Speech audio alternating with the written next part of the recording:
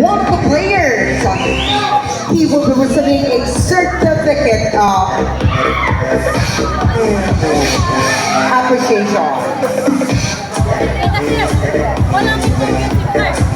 And before announcing to you the awardee, I'd like to read to you the citation. Certificate of appreciation is proudly presented to the awardee for his invaluable contribution during the SK Kabulukan Basketball and Volleyball League 2024 at Kabulukan Elementary School Covered Court, Barangay Kabulukan, Calasiao, Pangasinan. Given this 14th day of May in the year 2024, signed SK Chairman Honorable Mar Joshua Ladine. And